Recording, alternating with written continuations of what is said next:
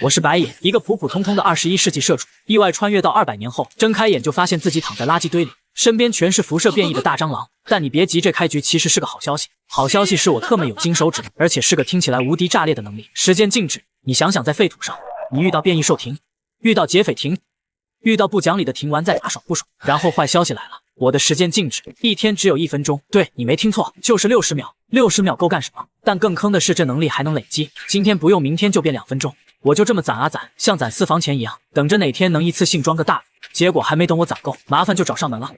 一声枪响直接打断我的思路。抬头一看，我所在的小镇广场上围满了，中间摆着张桌子，一个穿着花衬衫的叼烟男正拿着把诡异的左轮枪，枪口还在冒烟。他对面坐着个已经倒下的挑战者。这玩意儿叫命运轮盘，废土上最刺激的游戏。 一把左轮装1发子弹转一下，俩人轮流对着自己开枪，谁中谁倒下输赢全看命。而那把枪有个牛逼的名字——禁忌物骸骨之息，想让他认主得赌命，一直赢到他满意为止。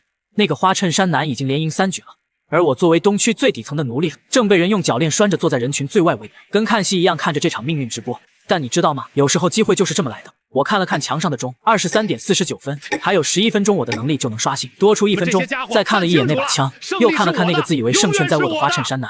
我突然笑了，因为我发现这世上没有人比我更懂什么叫命运。当花衬衫男李佑的枪再次冒烟，第3个挑战者倒下时，我知道我的机会来了。我站起来，拖着铰链，当啷啷的穿过人群，所有人都像看傻子一样看着我。东区统领谭杰的脸色最精彩，那表情分明在说：“这疯子真敢上啊！之前我被贬为奴隶，就是因为刚穿越时太兴奋，开了2秒时间静止在那装神，结果被他们当成了精神病。现在我要用一场豪赌，把丢掉的面子连本带利赢回来。” 我坐在李佑对面，慢悠悠地说出这句话：“6颗子弹，我赌他哑火。”全场瞬间炸了锅。6颗子弹，那是左轮能装的全部，这根本不是赌命，是自杀。李佑愣住，他身后的西区统领王蛇冷笑，东区的谭杰脸都绿了，他们都以为我疯了，只有我自己知道我在等什么。时间1分1秒过去，墙上的钟指针终于重合在12点，午夜钟声响起的那一刻，我发动了时间静止，世界瞬间凝固，所有人的表情、飞溅的唾沫星子、李佑嘴边的烟，全都定在那里。我站起来走到他身边，从他僵直的手中拿过那把骸骨之息，打开弹仓，6颗黄铮铮的子弹整整齐齐，我轻轻取出其中1颗，揣进兜里，然后合上弹仓。 把枪塞回他手里，又回到自己的座位上，摆好姿势。1秒后，时间恢复，所有人只看到我微笑着扣动扳机，咔嚓，空枪，6发子弹的左轮居然真的哑火了。李佑疼得站起来，满脸不可置信，那表情我这辈子都忘不了。禁忌物的血管从枪身长出，狠狠扎进我的手掌。那一刻，我知道我赢了。从此，我不再是废土奴隶，而是让禁忌物认主的新人。骸骨之息入手的瞬间，我感觉整个世界都不一样了。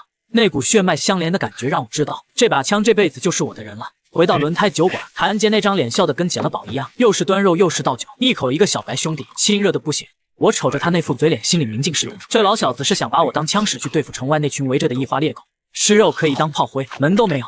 我一边大快朵颐，一边听着他那套兄弟同心其利断金的鬼话。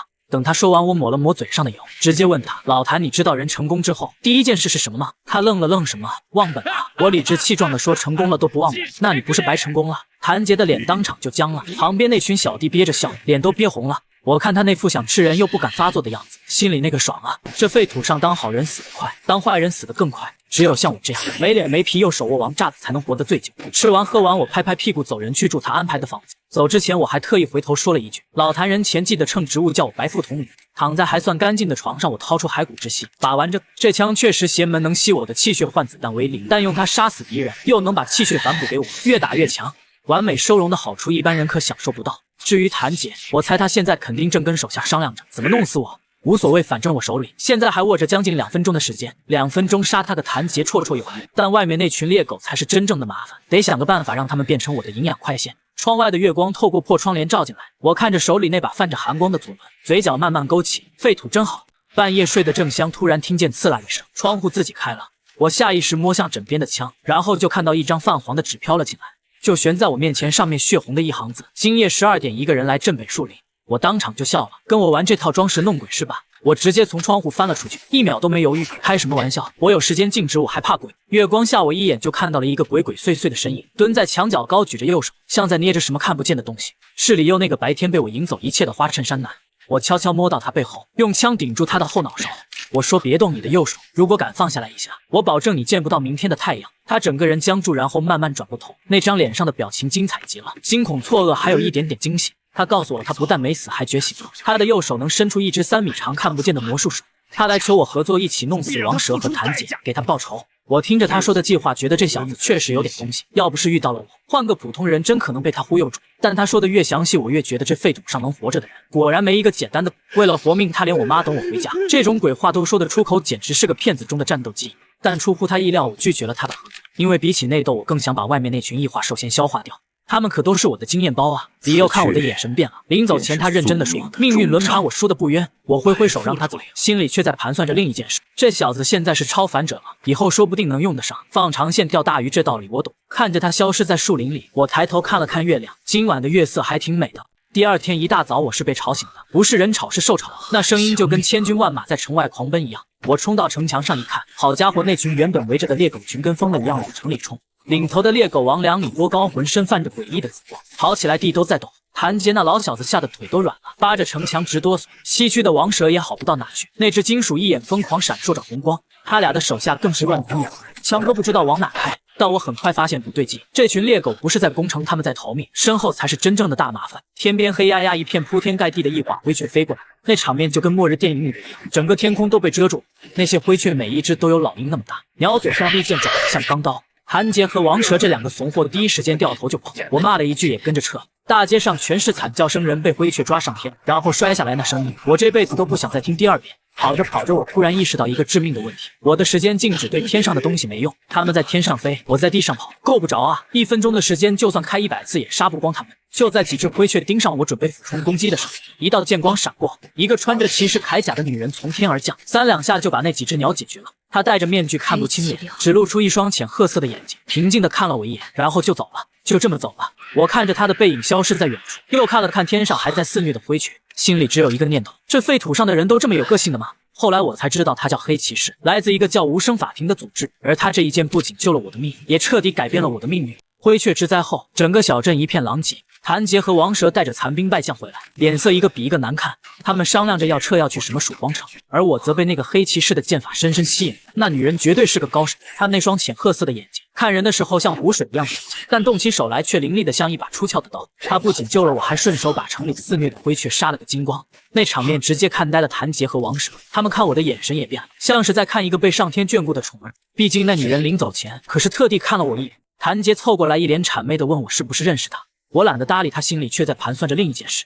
灰雀没了，但更大的危机还在后面。黑骑士临走前留下一句话：黑山的异化兽正在大爆发，这里已经不安全了。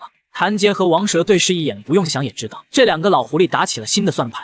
他们想带着我，或者说带着我手里的骸骨之息一起逃去曙光城。而我则看到了一个机会，一个能摆脱这两个废物，带着我的禁忌物和那1分多钟的时间远走高飞的机会。但计划赶不上变化，当晚我们就被一队士兵拦住，他们开着装甲车，拿着最先进的枪，二话不说就把我们全抓了。原来他们也是冲着黑山去的，正缺探路的炮灰。我258号，李佑259号，我们又成了编号。坐在拥挤的运兵车里，我摸了摸兜里的骸骨之息，又看了看腕上的电子表，时间又多了10几秒。行，你们想让我当炮灰，那咱们就看看最后谁才是灰。士兵的队伍里有2个人物特别显眼，一个是叫殷先生的狙击手，12生肖之一，据说枪法通神；另一个是个戴着金丝眼镜的博士，叫简言之，是研究基因药剂的顶级专家。那个殷先生一双鹰眼鹰缺得吓人，看人的时候像在看猎物。他身边跟着个机械改造人军官，全身都是精密的合金装备，走起路来咯吱作响。在篝火旁，我偷听到了他们的谈话。他们在说一个叫盘古 U 盘的东西藏在黑山里的189避难所，里面装着旧时代的所有科技，谁得到它，谁就能成为废土之王。殷先生这次来就是为了杀一个人，暴君杨戬，10王之一，能控制金属的顶尖超凡者。他们要用暴君的力量打开避难所大门，然后再由殷先生狙杀他，坐收渔翁之利。听着他们的计划，我心里只有一个念头：好家伙，这一个个的都不是省油的灯啊！而我一个编号258的炮灰，此刻正蹲在他们旁边，听着这种惊天大秘密。他们看我的眼神就跟看路边的石头一样，完全无视。第二天，一个屯镇的废土人出卖我，说我有禁忌物。殷先生那个狙击手让我表演一下，我直接开枪把告密的家伙打死了。他不但没生气，反而笑了，说我有资格追随他。追随他？我看着他那张高高在上的脸，突然觉得这趟黑山之行会很有意思。他转身要走，我开口了：我让你们走了吗？全场皆惊，军官的脸瞬间扭曲，士兵们纷纷举枪。殷先生转过头，那双鹰眼里终于有了我的一席之地，而我等的就是这一刻。殷先生到死都没想明白他是怎么被我秒杀的。时间静止1秒，我瞬移到他背后，用骸骨之息顶着他的后脑勺。他说他最讨厌别人用枪指着他，我说巧了，我最讨厌别人在我面前装逼。军官更惨，我卸了他的4肢，让他自己滚去喂蛇，然后我们就开着他们的装甲车，大摇大摆进了黑山。一进黑山，我才知道什么叫人间炼狱，到处都是遮天蔽日的原始森林，那些树比我见过的任何建筑都要高，而且这里的树是会吃人的。没走多远，一个士兵就在我们眼皮底下消失了。等我找到他的时候，只剩下草丛里一只带血的鞋子和被拖向树冠的血迹。我抬头一看，好家伙，粗壮的藤蔓上垂下来一朵朵开着血盆大口的食人花。那场面简直是下了一场蛇雨，漫天的藤蔓从天而降，一口一个把我们的人吞进去。军官那个倒霉蛋被卸了4肢后还在地上爬，求我救他。我顺手捡起他的2条机械腿当武器，然后就看着他被花吞了。我和李佑靠着超凡能力狼狈地逃出来，看着身后那片被食人花笼罩的林子，李佑的脸都白了。他问我怎么办，我说办法只有一个，让他知道谁是猎物。我用军官的机械腿当炸弹，引爆了那棵最大的食人花树，火光冲天，绿色的枝叶四溅，炸完我头也不回的走了。李佑跟在后面说我是个疯子，我说你不懂，这叫气势。穿过食人花林，前面传来了枪声，看来我们不是第一批进山的人，也不会是最后一批。前面的枪声很激烈，但奇怪的是他们都在对着空气开枪。我凑过去一看，差点没笑出声。一群人10几号正在跟一个看不见的敌人打架，一个叫厉霄的男人双手抱胸，脚下踩着影子，一副世外高人的样子。他身边一个200多斤的胖子被一个娇小的女仆背着，正手舞足蹈的指挥着。那个女仆是个机器人，叫小葵，她背着那个叫高半成的胖子，健步如飞，完全不受重力影响。我一眼就看出来他们在跟一只异化游隼打架，那鸟速度快的人眼都跟不上，一爪子一个爆头。这群人虽然人多，但完全拿他没办法。厉霄那个装逼犯还在那里扔飞镖，结果一镖都没中。高半成吓得嗷嗷叫，让小葵赶紧跑。我捅了捅李佑，让他上去装个逼。李佑愣了愣，然后心领神会解开了右手的绷带，大步走了过去。哦，有多快？他举着右手冷冷地问。与此同时，我开了时间静止，1秒后那只游隼就被李佑的魔术手捏在了手里。众人目瞪口呆，看着李佑的眼神瞬间变成了崇拜。高半成当场就惊了，又是递名片又是送钱，直接拜了码头。厉霄那个装逼犯看李佑的眼神也变了，像在看一个劲敌，而我则默默退到人群后面，享受着这些送上门的工具人一脸懵逼的表情。嘿嘿，探路的挡枪的跑腿的，这不都齐了吗？高半成自称北邙首富的儿子，就是那个200多斤的胖子，他手里有花不完的钱，还有永远刷不爆的支票。他的女仆小葵是旧时代的机器人，力气大的离谱，能背着这胖子健步如飞，还能徒手拆车。那个装逼犯厉霄外号蚁人，能操控影子，他成天把狮王挂在嘴边，一副天老大他老二的架势，结果被一只鸟就差点团灭。但不得不承认，他那手移形换影确实有2把刷子，还有一个背4把剑的萧一，他的剑名字更奇葩，叫且慢住手。稍等，最后一把叫我错了，专门用来偷袭的。他御剑飞行的时候不是人御剑，是剑御人，被拽着满天飞，那场面别提多滑稽了。这群人凑一块简直就是黑山抽象天团，他们一路走一路聊聊悬赏金，聊狮王，聊各种传说，听得我一愣一愣的。高半成对李佑尤其热情，一口一个李先生，奉若上宾。李佑那个骗子倒也能装，冷着一张脸，一言不发，偶尔点点头，把那群没见过世面的家伙唬得一愣一愣的。而我则被他们当成了李先生的小跟班，毫不起眼，这正是我想要的。我低调的混在队伍里，看着这群人热热闹闹的往前走，心里只有一个念头：这黑山我来对了。一路上多亏了高半成那张永远刷不完的支票和这些人的战斗力，我几乎没再动过手，悠哉悠哉的往黑山深处走。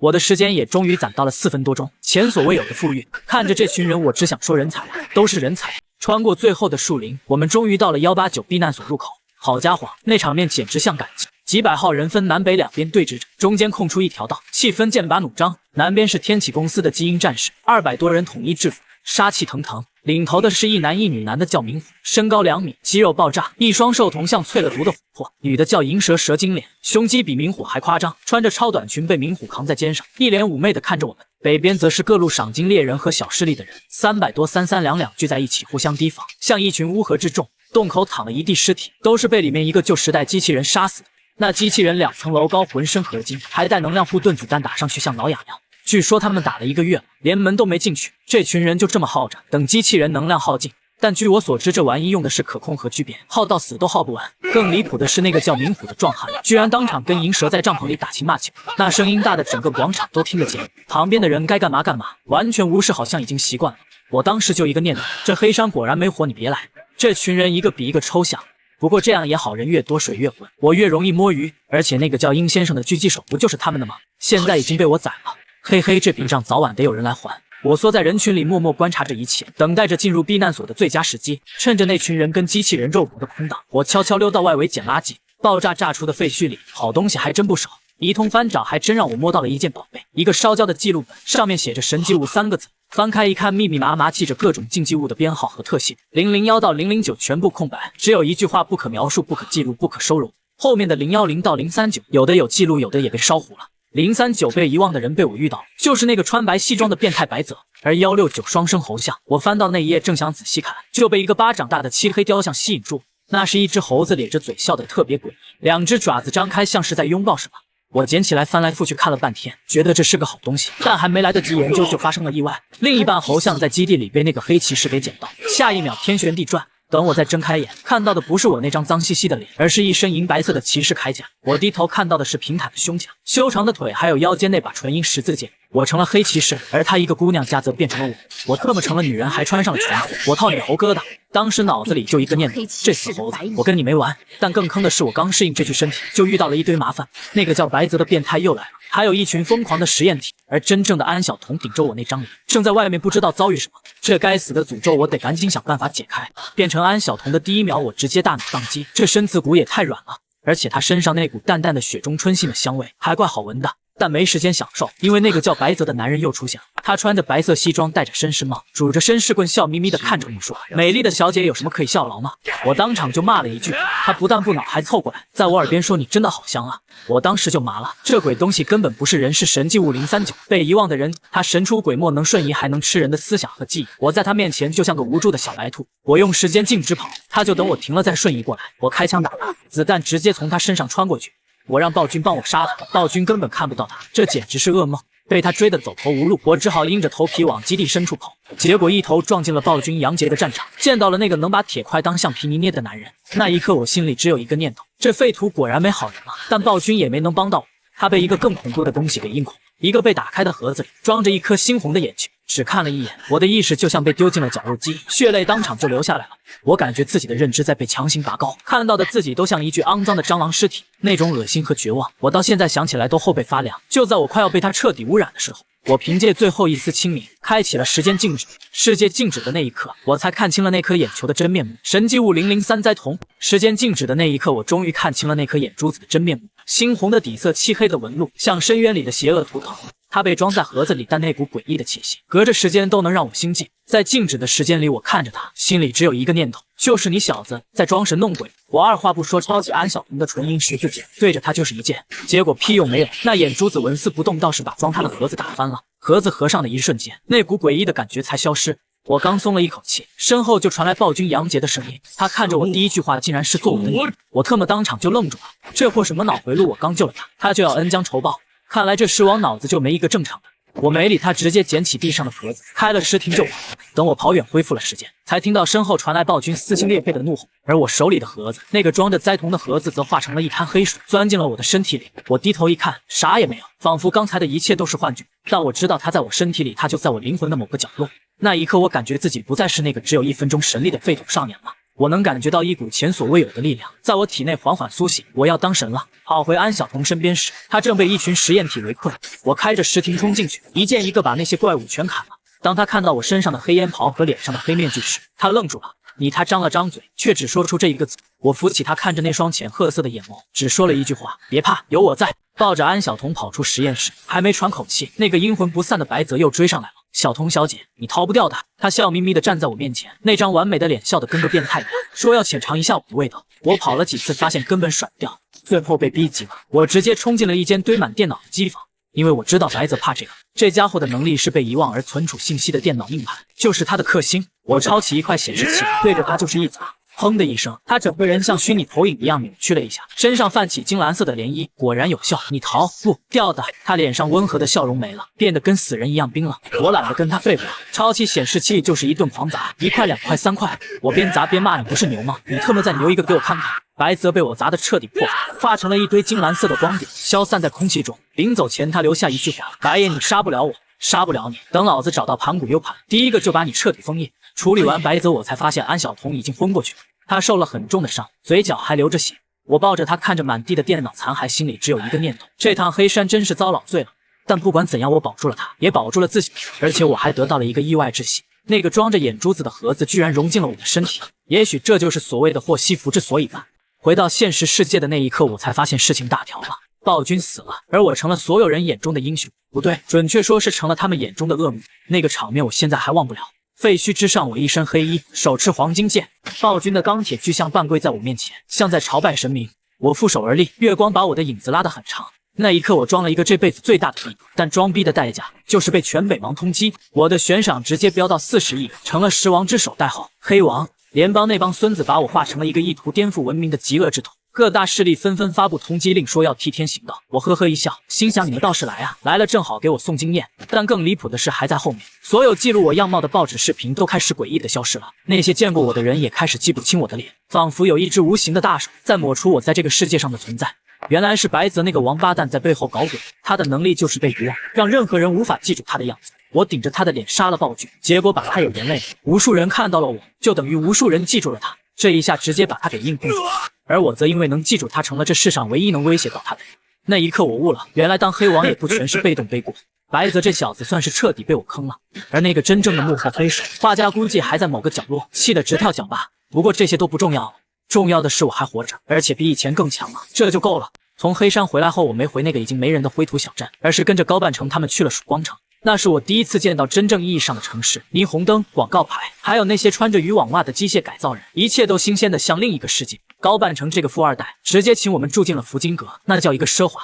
我洗了这辈子最舒服的一个澡，换上了他送的新衣服，看着镜子里那个陌生的自己，突然有点恍惚。但我没时间享受，安小彤还等着我去解除双生猴像的诅咒，而且我得搞清楚盘古 U 盘到底在我身上扮演什么角色。结果刚准备出门，就发现安小彤出事了。我通过盘古物质看到了未来，他会在今晚死在曙光城的一个小巷里，被一柄叫黑煞枪的武器杀死。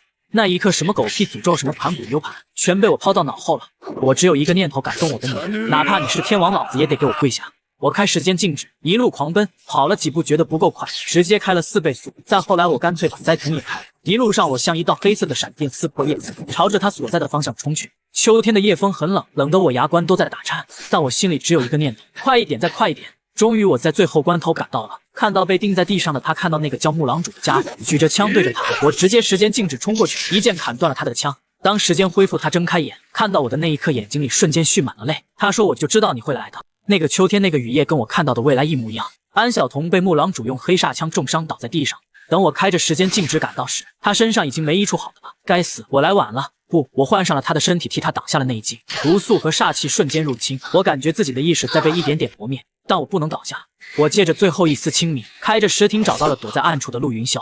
那个一向温和的陆叔叔，此刻脸上满是阴冷的笑。我问他为什么，他说因为安小彤挡了他女儿的路，也挡了我的路。他以为掌控一切，却没想到他亲手设计的这场杀局，最大的变数就是我。我没时间跟他废话，直接开启灾童天，借着安小彤的身体，一拳击溃了木狼主和他的狼牙部队。陆云霄跪在地上，惊恐地看着我，叫出了那个名字：黑王九。现在知道了，晚了。我一招制服了他，然后回到安小彤身边。他快不行了，煞气和毒素已经快把他吞噬了。我抱着他冰冷的身体，突然想到了一个办法。我掏出剩下的半截血倾倒在他的伤口上，没用。我看着手里的双生猴像，又看了看他苍白的脸，最后做出了一个决定。我点燃了言出法随的卡牌，把濒死的他送到了安全的荒野，而我则开着石艇跨越半个曙光城，跑了无数家店铺，最后在新硕买到了那块他一直想要的钥匙之星。等我回来把表戴在他手上时，他终于睁开了眼。他看着我，眼神里没有劫后余生的恐惧，只有满的要溢出来的欢喜。他问我为什么，我说因为我说过，就算全世界与你为敌，那输的也只能是世界。他笑了笑着说，你真是个傻瓜。陆云霄死后，天启彻底乱套了。林一周那个老狐狸第一时间就上位了，开始清洗陆云霄的人。我和安小彤自然也在名单上，但我不在乎。我直接去了核心实验室，把裴清月给我准备好的基因药剂全拿了。临走时还顺手宰了那个早就被我用药物控制住的林一周。林一周一死，董事会就只剩一个光杆司令了。我直接任命吴德和霍征当了新董事，让他们去跟各大势力谈判，重建曙光城。吴德那小子当场就给我跪了，眼泪鼻涕流了一地，说这辈子当牛做马也要报答我。霍征那个铁头娃却一脸严肃地说，我不合规矩。我懒得理他，直接让他闭嘴。一切安排妥当后，我准备离开天启，去真富商会找高半城。临走前，我看了眼手腕上的钥匙之星，又看了看安小彤送我的那个小白兔水杯，笑了笑，再见了我的朋友。等我回来的时候，希望你已经学会了做一道能吃的菜。安小彤站在庄园门口，看着我，眼圈有点红。我说别看了，再看我就舍不得走了。他哼了一声，转过头去，但又偷偷瞄了我一眼。那一刻，我突然有点不舍。但我知道我还有更重要的事要做。博士的阴谋、竞技领域的威胁，还有那个一直藏在暗处的画家，都在等着我去解决。我深吸一口气，开着神灵消失在原地。一到万贯金高半城，那胖子就热情地拉着我去了他家。好家伙，几千平的别墅叫随便弄弄，这群有钱人对小的理解果然跟我们不一样。屁股还没坐热，他的四弟高基业就来了，一个14、15岁的小屁孩，张口就是天赐龙纹半遮面，这种话来吹捧厉潇，把厉潇捧得跟见了亲爹一样。但我一眼就看出来这小子城府深得很。他那双黑亮的眼睛看人的时候会转，分明是在评估每一个人的价值。高胖子还一脸感动，觉得弟弟还是那个弟弟。高基业走后，高胖子叹了口气，说他长大了。我拍了拍他肩膀，说你和兄弟心连心，兄弟跟你玩脑筋。他沉默了一会儿，然后猛地站起来说他要当会长。我看着他笑了，这才是我想看到的胖子。但夺嫡之路没那么简单。高诗曼背后站着万目主穆林森，高基业背后站着联邦中将莫尘，连他那个不问世事的二哥高文远背后都有博士撑腰，而高胖子只有我们。我说行，那就干，大不了我再假扮一次黑王。高胖子眼睛都直了，说野哥那可是实王啊，被发现就死定了。我说怕什么，有我在。李佑在旁边默默地说，野哥，我觉得你比黑王还像黑王。厉潇立刻跳出来说，黑王是他的偶像，不能亵渎。我懒得理这群神经病，直接让他们准备车，明天就去万两城见高山河。为了帮高胖子当上会长，我们直接坐车去了万两城，要见他那个病重的老爹高山河。路上我被一个隐形人给盯上了，那人自称杀手之王，无社会隐身，能杀人于无形。他以为神不知鬼不觉地摸到我床边就能要我的命，结果我用预知3秒的能力，直接看到自己被他抹脖子的画面。下一秒，我瞬移到墙角，一脚把他从隐身状态中踢了出来。那家伙长得奇丑无比，被我一脚踹懵了。他惊恐地问我为什么能看见他。我说不是我看见你，而是你的未来。我看见过。他根本不信，还想挣扎。我懒得跟他废话，直接把他打晕，扔进了异空间。杀手之王，呵，在我面前也就是个会隐身的跳梁小丑罢了。到了万两城，见到了高山河，我才知道事情远比我想象的复杂。那个北芒首富已经瘦得跟骷髅一样，被关在特制的房间里，嘴里念叨着疯话。前总管说会长得了怪病，一睡着就做噩梦，而且这病会传染，谁听了他的梦话，谁也会做噩梦。已经有好几个保镖和医生疯掉自杀了。我决定进去看看。高山河看到我，惊恐地喊着什么大嫂雪儿说他不是故意的。我听了半天明白了，这老小子年轻时欠下的情债，现在全变成噩梦来找他。而我在他的疯话里捕捉到了一个词梦魇，瞬间一股诡异的禁忌气息从他身上传来，钻进了我的身体里。来了，正主现身了。下一秒我眼前一黑，直接睡着了。梦里的灰土小镇一切都在重演，但这一次殷先生没有死，那个军官也没有死，所有的一切都朝着美好的方向发展。我看到那些原本会死的废土人都活了下来，然后一个声音在我心里响了起来。他问我后悔吗？他说是我害死了那些废土人，是我害得安小彤失望，是我让所有爱我的人受伤。那声音越说越激动，直接幻化成了安小彤的样子，质问我为什么忘了他的生日。那一刻，我要是换个心智不坚定的，估计直接就破防了。但我看着眼前这个假小童，只想笑。我说我忘了，你知不知道我为了给你买礼物跑了半个曙光场，花了7分多钟。话音刚落，那个安小童就僵住了。下一秒，我一记药日砸过去，直接把他轰成了渣。心魔，就这。他被我轰碎后，整个梦境都开始崩塌，但他还在垂死挣扎，问我你自诩为神，却充斥着欲望和暴怒，算什么神？我笑了，我说你没见过神，凭什么定义神？你想象的神是庙里的一塑，是凡人臆想的化身，而真正的神就是我这样的。他彻底破防了，疯狂喊着不可能。下一秒，整个梦境世界轰然破碎。我睁开眼，发现自己还在高山河的病房里，而他已经睡着了，嘴角挂着幸福的笑。我低头看向自己的心灵空间，那里除了10只钟、10只沙漏和2颗眼珠子，又多了一枚芝麻大小的黑色菱形晶体。它散发着淡淡的诡异的气息。心魔的真身就是他，博士叫他真理碎片，而我更愿意叫他神蟹。传位仪式那天，整个真富商会的名流都来了。高诗曼带着万目瞩目林森，高基业带着莫中将，两派人剑拔弩张，都等着看谁笑到最后。而高半城只带了我们几个，厉潇他们紧张的要死，我则翘着2郎腿抽着雪茄，看着他们像看猴戏一样。当高山河指着高半城说我选他时，两派人直接炸了锅。莫中将一拍桌子说要替联邦直接任命，高诗曼则直接搬出万目主要跟我鱼死网破。就在场面快要失控的时候，我站了起来，1步2步，我踩着红毯走到场中央，当着所有人的面摘下了伪装。黑面具、黑烟袍、猩红的左眼，黑色的闪电在我脸上勾勒出那张标志性的面具。那一刻，整个宴会厅死一般的寂静。莫中将的脸色从铁青变成了惨白，万目主那个只会摁的人机也第一次露出了惊惧的表情。收藏家手里的酒杯直接掉在了地上，一人震3王，这就是黑王。莫中将当场就跪了，喊我师祖，说他是杜天命的弟子，是我的徒孙。万目主那个社恐喝得差点原地中暑。收藏家二话不说掏出一件神迹物当赔礼，他们求我说一切都是误，说他们是被蒙蔽的。我听着那些求饶的话，心里只觉得无趣。这就是所谓的狮王，这就是能毁天灭地的强者。我没杀他们，因为他们还有用。墨尘要用来敲打杜天命那个老阴笔，穆林森则掌握着一整个万木林的异化果树。至于收藏家，他跑得比谁都快，生怕我反悔。尘埃落定，高半城当上了会长，我成了他的太上皇。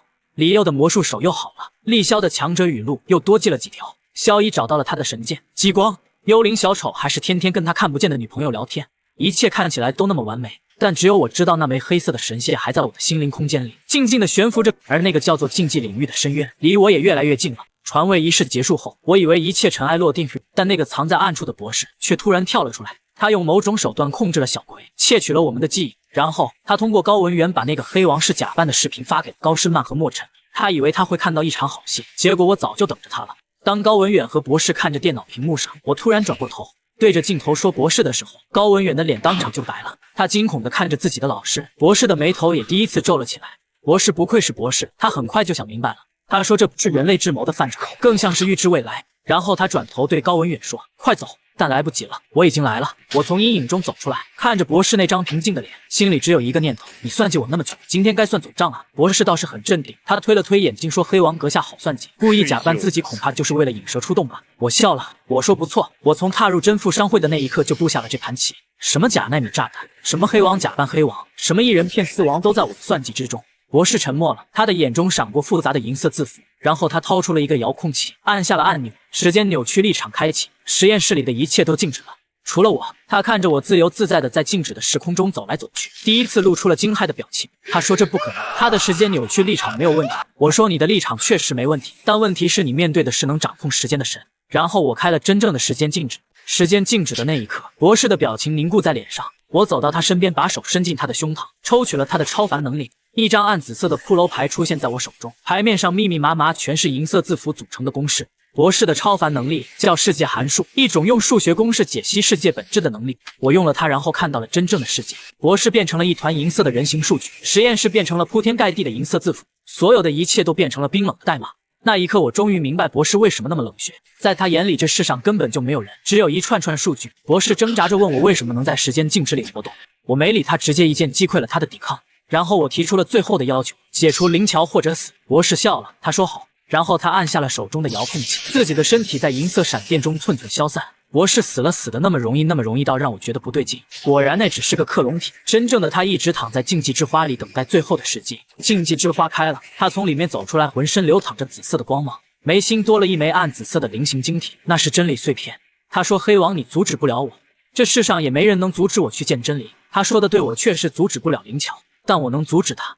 我开着石亭冲到他身边，一剑挑下了他眉心的真理碎片。他惊恐的大叫，但已经来不及了。失去真理碎片的他无法承受境界领域的侵蚀，身体开始崩解。他死死抓着灵桥，一步步走向尽头，嘴里还在念叨着真理。最后他看到了真理，那是一具沉睡的跟我一模一样的身体。他惊恐的大叫，神仔是神，真理是神。然后他彻底消散了。博士死了，但危机并未解除。我低头看着心灵空间里那枚变大了些许的神血，又看了看天空中依旧存在的灵桥。我知道事情还没完，但我有办法。时间逆转的那一刻，整个世界像倒放的录像带一样疯狂倒退。被砍死的墨尘活了过来，从地上爬起；被炸成渣的高诗曼重新出现；被打碎的禁忌之花开始收缩，最后变回一朵小花，长在穆林森的尸体上。万两城的惨状开始修复，尖叫的人群变成倒放的杂音，被黑色根须撕裂的大地其裂痕如退潮般缩落。天上的残阳也倒退着沉进了东方，一切都回到了24小时之前。我睁开眼，发现自己又坐在会长办公室里，高半城正瘫在沙发上喝茶，李佑在包扎右手，厉潇在写他的强者语录。熟悉的鲜活的一切让我微微恍惚，下一秒我的嘴角勾起一抹弧度。时间循环成功了，消耗1分钟时间，让世界陷入24小时的无限循环。这是我从盘古 U 盘里新解锁的能力。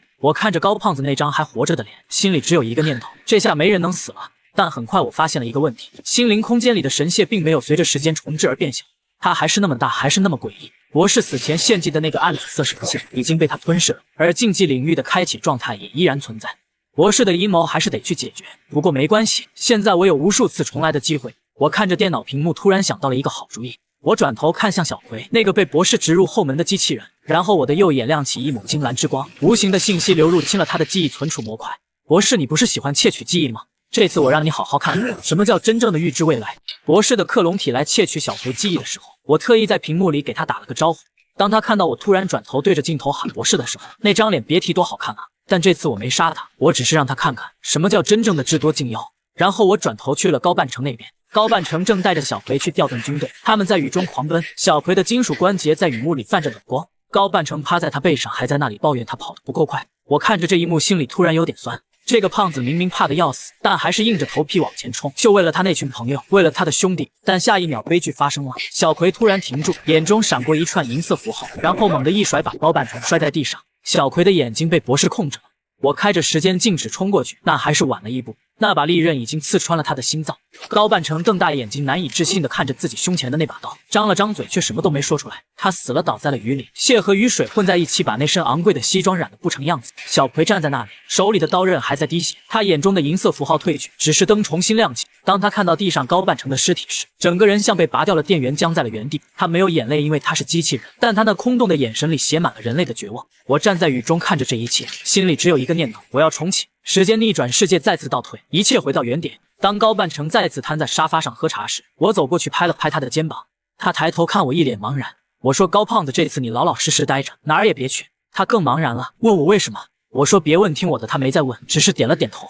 重启之后，我开始了完美的布局。我知道博士会入侵小葵，所以我提前修改了他的记忆，让他看到的是我想让他看到的。我知道高文远会联合高诗曼，所以我提前让鼠鼠去查他的位置。我知道莫尘会来参战，所以我提前在战场留下了空间印记。一切都在我的掌控之中。博士最终被我逼到了灵桥尽头，他惊恐地看着我说：我是恶魔。我说：恶魔是你，我只是个讲道理的人。他死了，死在真理面前，死在他毕生追求的路上。但事情还没完，因为这一切的背后还有一个真正的幕后黑手——画家。我从一开始就觉得奇怪，为什么所有的阴谋都这么巧合？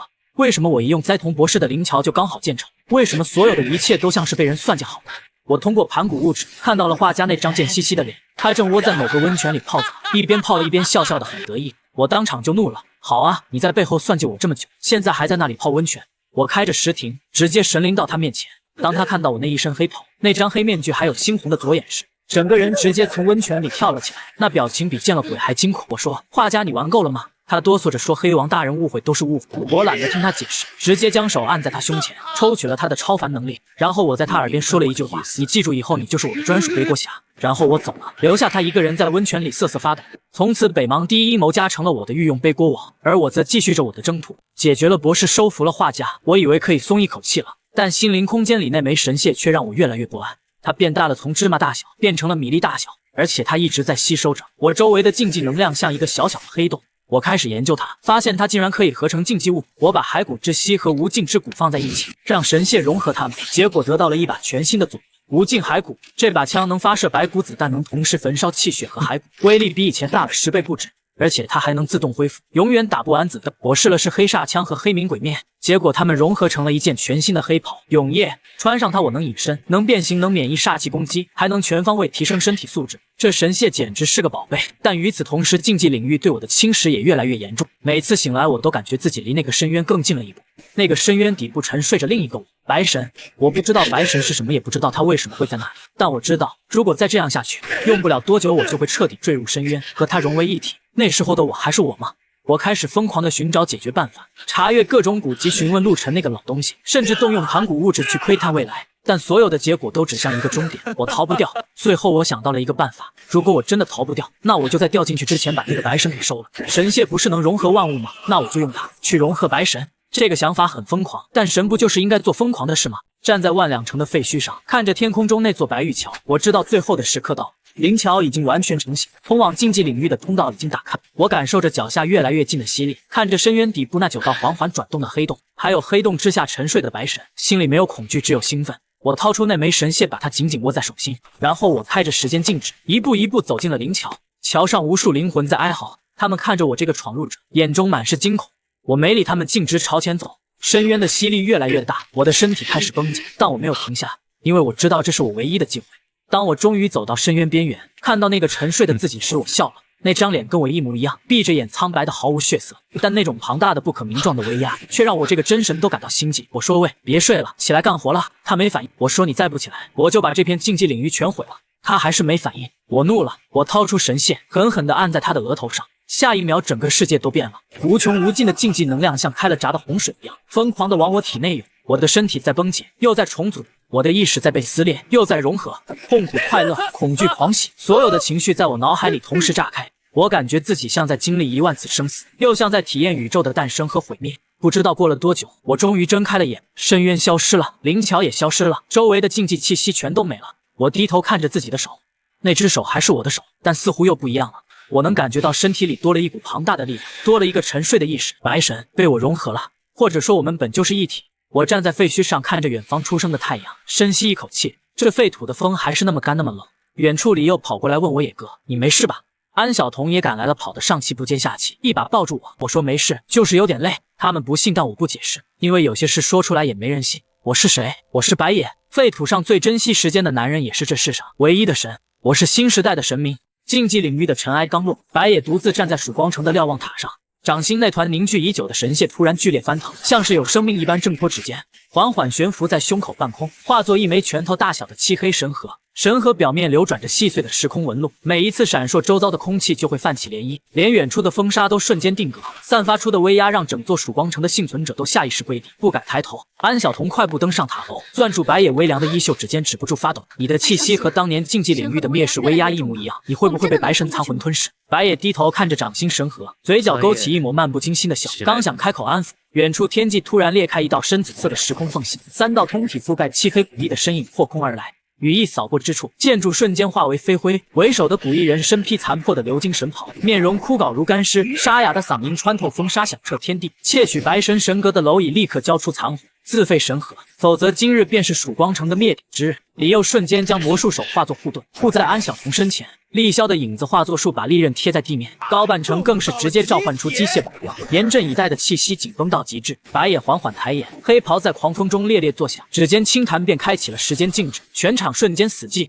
古翼人保持着俯冲的姿势僵在半空，眼底的狂妄瞬间化为极致的惊恐。他缓步走到古翼人面前，单手掐住对方枯瘦的脖颈，神核的黑芒顺着指尖涌入对方体内。旧时代的看门狗也敢在黑王面前叫嚣。话音落，他随手一掷，古翼人如同炮弹般砸穿云层，在空中炸成漫天黑雾。神核光芒大盛，威压席卷千里，远处的变异兽纷纷逃窜。白野回眸看向身后伙伴，语气平淡却带着不容置疑的力量：“有我在，没人能伤你们分毫。”古翼人自爆的余波引发了剧烈的时空震动，瞭望塔下方的大地轰然碎裂。深不见底的紫色漩涡疯狂旋转，强大的吸力瞬间将白野一行人卷入其中。天旋地转间，众人只觉得周身被冰冷的时空碎片切割，耳边充斥着时空崩塌的刺耳声响，意识在混沌中沉浮了数秒。再次睁眼时，所有人都愣住，眼前不再是黄沙漫天的废土，而是200年前的和平街区。干净的柏油马路亮着暖光的路灯，橱窗里摆满零食的便利店。街上行人穿着整洁的衣物，说说笑笑的擦肩而过。街角的电子钟清晰显示着白野穿越前的那一天，这个他魂牵梦绕却再也回不去的旧世纪。高半城眼睛一亮，瞬间忘了危机，冲进便利店，抱着薯片、可乐狂炫，嘴里还嘟囔着：“老子终于能吃上正经零食了。”这破地方比废土强10000倍。安小彤却没有放松警惕，他指尖轻触身旁的墙面，眉头紧紧皱起。不对劲，这里没有时间流动，没有昼夜交替，连行人的心跳都感受不到，这是虚假的时空。白野闭上双眼，神核感知扩散开来，果然察觉到密密麻麻的时空丝线编织成牢笼，目的就是将他永久困在过去的幻境。下一秒，整条街道的行人同时停下动作，齐刷刷转头看向众人，眼底毫无神采，嘴角咧开诡异的弧度，如同提线木偶般疯狂扑来。白野眸色一沉，抬手开启时间回溯，将整个虚假时空重置。神核发力撕裂远程的幻境，紫色漩涡再次出现，众人被拉回废土。看着脚下依旧荒芜的大地，白野冷笑一声：“想用我的过去困住我，操控者的手段未免太拙劣了。”重回废土腹地，白野腰间的无尽骸骨，左轮突然剧烈躁动，枪身原本古朴的白骨纹路疯狂蔓延，竟主动吸收起刚才时空乱流残留的碎片。枪身逐渐被一层漆黑的时空黑雾包裹，发出低沉的嗡鸣。白野抬手握住手枪，能清晰感受到枪械内部的蜕变。这把陪伴他许久的神迹物正在完成终极进化，不仅杀伤力翻倍，更能附带时间冻结、空间撕裂的附加效果，成为真正的神器。就在这时，远处传来密集的枪声和幸存者的惨叫，凄厉的声音划破废土的寂静。众人循声赶去，只见一处大型避难所被银甲军团包围，士兵们手持热武器疯狂扫视，避难所的防御工事瞬间崩塌，无数幸存者倒在血泊中。领头的银甲头领手持鎏金时光沙漏，这是排名前10的神迹物，能操控局部时间流速。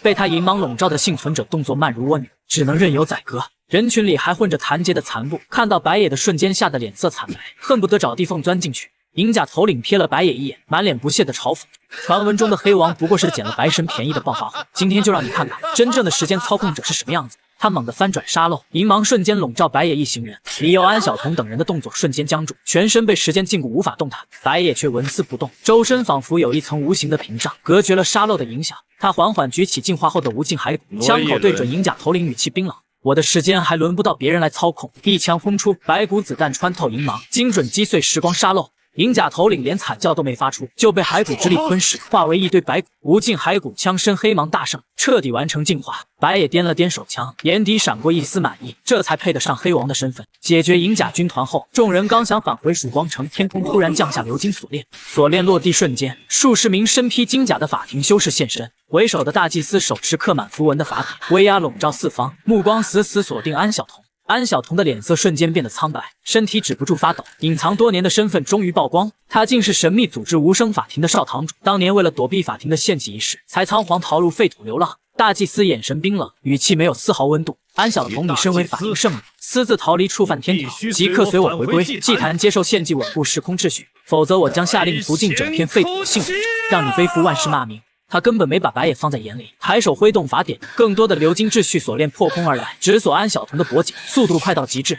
高半城立刻召唤出终极机械手，厉萧操控暗影化作盾牌，李佑也将魔术手拉伸到极致，想要拦截锁链，可这些秩序锁链蕴含着法则之力，瞬间击碎防御，将两人震飞。安晓彤眼眶泛红，泪水滑落脸颊，他缓缓向前迈步，想要主动妥协。是我连累了大家，我跟你们走，求你们放过无辜的人。白野一把将他拉回身后，黑袍死死护住他，周身神河爆发出滔天威压，天地都为之变色。我的人谁敢动无声法庭？从今天起在废土除名。他瞬间开启全域时间静止，所有秩序锁链将在半空。白野抬手一挥，锁链寸寸断裂，大祭司半边身子被时间之力吞噬，惊恐的嘶吼：“你是真正的时间之神，你不能杀我！”白野眸色没有丝毫波澜，抬手抹去对方残存意识。无声法庭的修士们见状纷纷溃退，再也不敢踏足废土。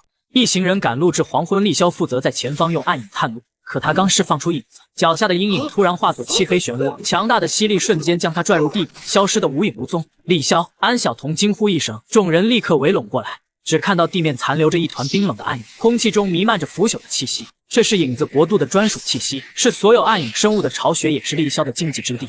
白野当机立断，用神河破开影子通道，带着众人踏入这片漆黑国度。国度内没有阳光，只有暗紫色的雾气弥漫，地面流淌着粘稠的暗影液体。远处传来凄厉的嘶吼，国度之主缓缓现身，竟是当年被厉萧斩杀的影尊残魂。他借影子国度的力量重生，周身缠绕着浓郁的黑气，眼神阴冷至极。厉萧，你当年斩我残魂，夺我暗影之力，今日我便夺舍你的身躯，让你永世沦为傀儡。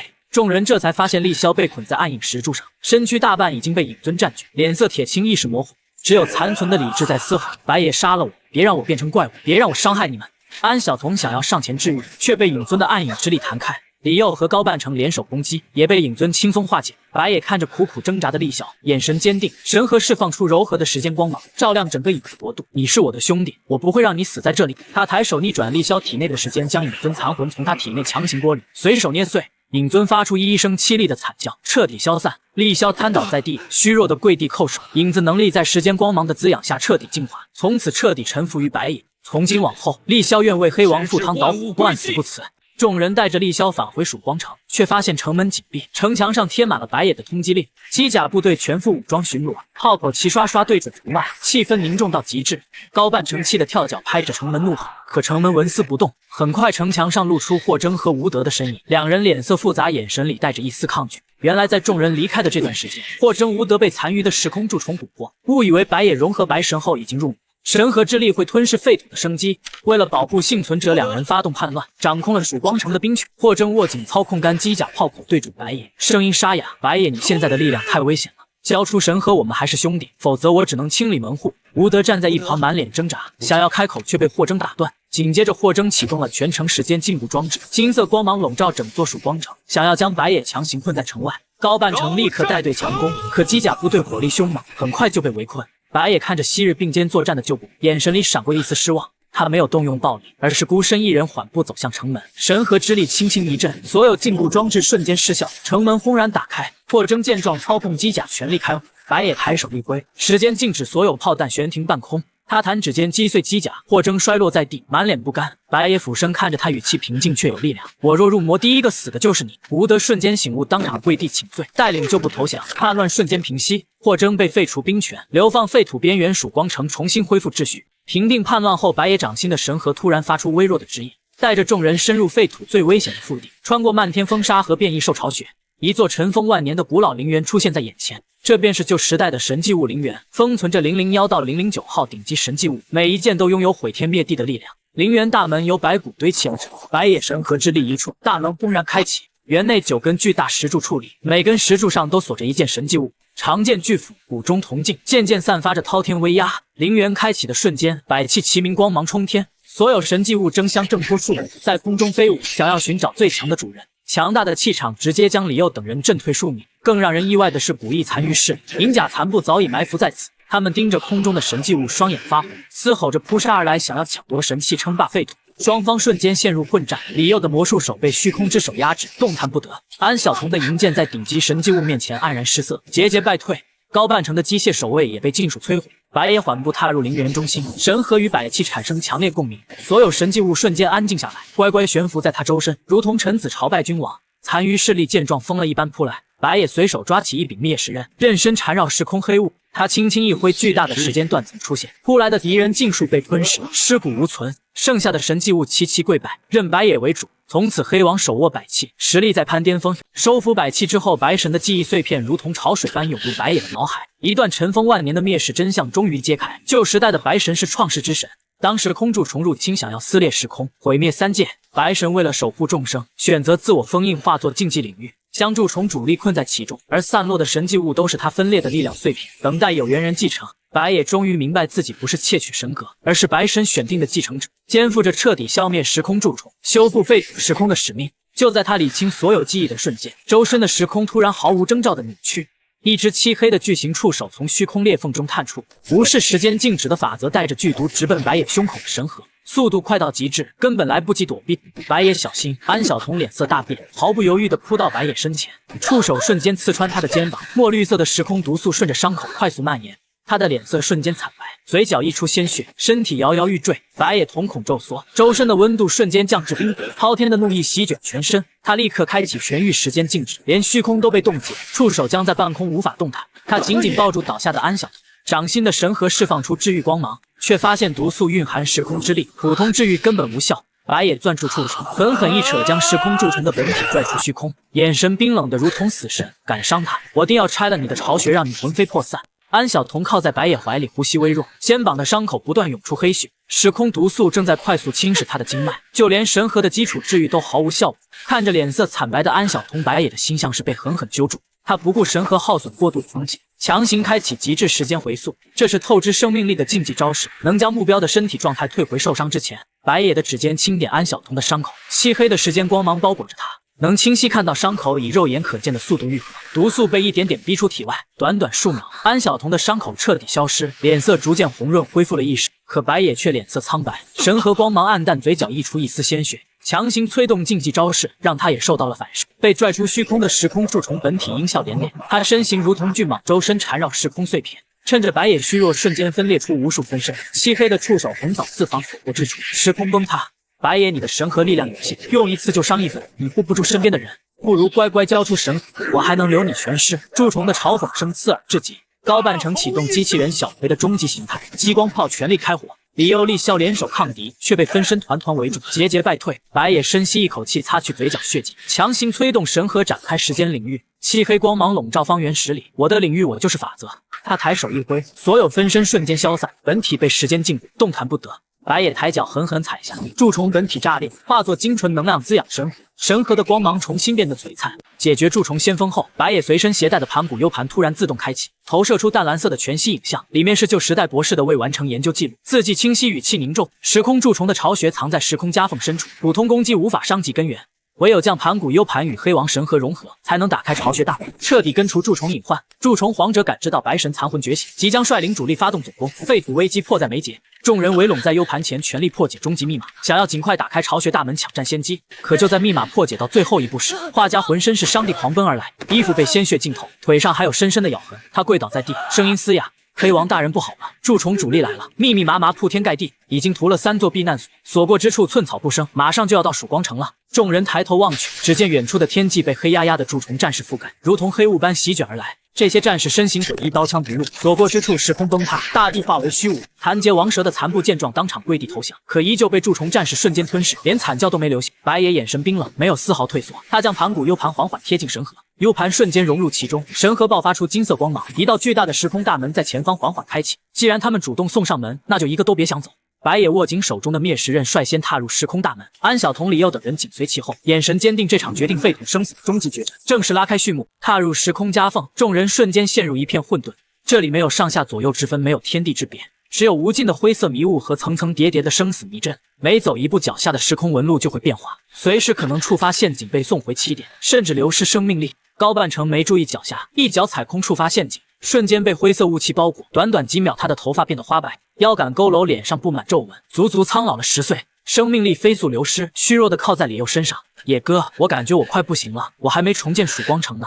安小童立刻释放治愈之力，却只能暂缓衰老，无法破解迷阵的时空诅咒。这时迷雾中走出一道黑影，是时空蛀虫的佐护法。他擅长操控时空幻境，是迷阵的掌控者。看着被困的众人，发出刺耳的狂笑。黑王，我已经将你的伙伴拉入各自的心魔幻境，他们会永远困在自己的恐惧里。你孤身一人根本不是我的对手，乖乖受死吧！众人这才发现李佑陷入了输掉命运轮盘的幻境，满脸绝望。安小童回到了无声法庭的献祭现场，瑟瑟发抖。就连白野也看到了穿越前射手加班的绝望场景，意识逐渐模糊。白野强撑着最后一丝理智，神河释放出强烈的共鸣波，金色波纹扩散开来，瞬间唤醒所有伙伴。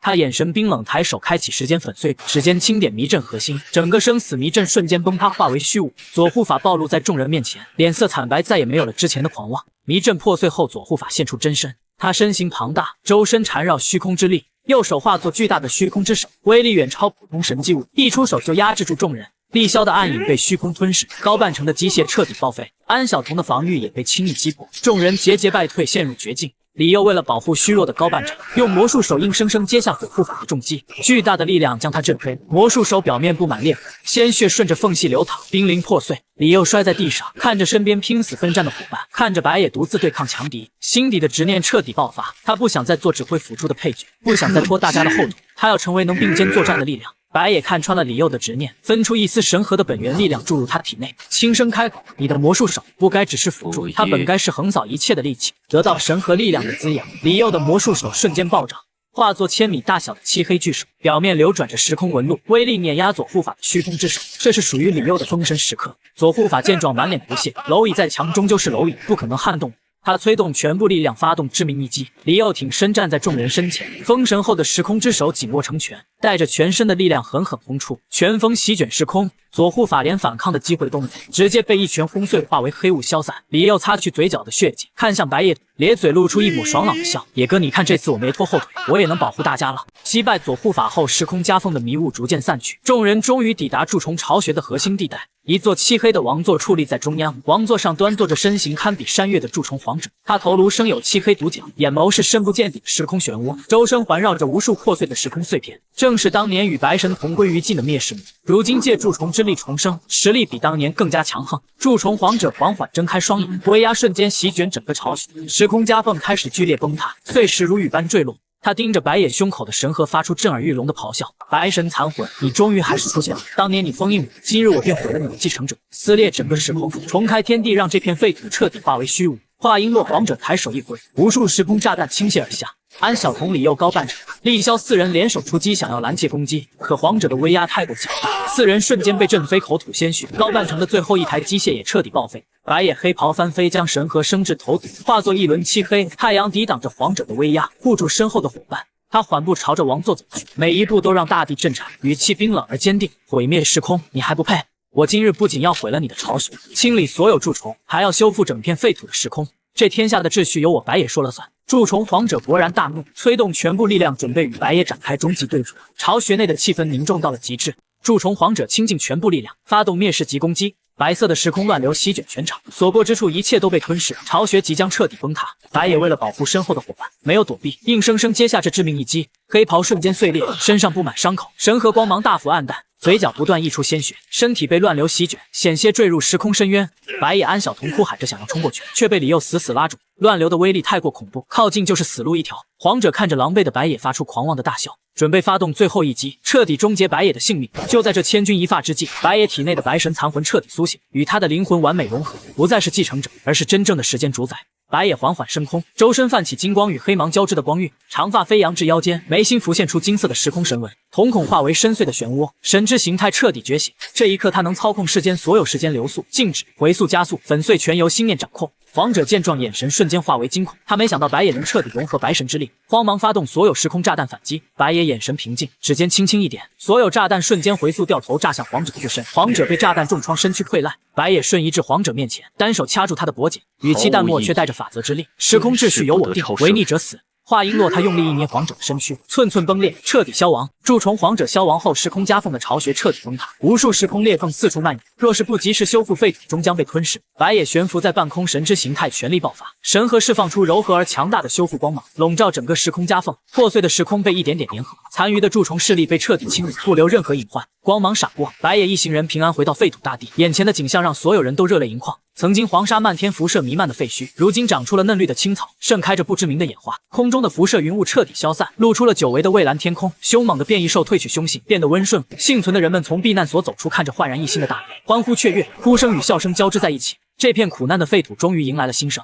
高半城立刻着手扩建曙光城，要打造废土第一乐园。厉霄驻守四方边境，守护家园安宁。李佑成为城池守护者，维护秩序。安晓彤站在白野身边，眉眼温柔，满是笑意。白野缓缓收起神之形态，恢复了平日里随性的模样。掌心神河安静蛰伏，不再有滔天威压，只有温和的力量。幸存者们纷纷跪拜在地，高呼黑王万岁，声音响彻天地。白野轻笑一声，看向手腕上的曜石之星，语气平淡却充满力量：我不是高高在上的泥塑神像，我是白野，是珍惜每一秒守护身边人的废土行者。天际霞光万丈，新时代的篇章正式开启。黑王的传说将永远镌刻在这片重生的大地上，永世流传。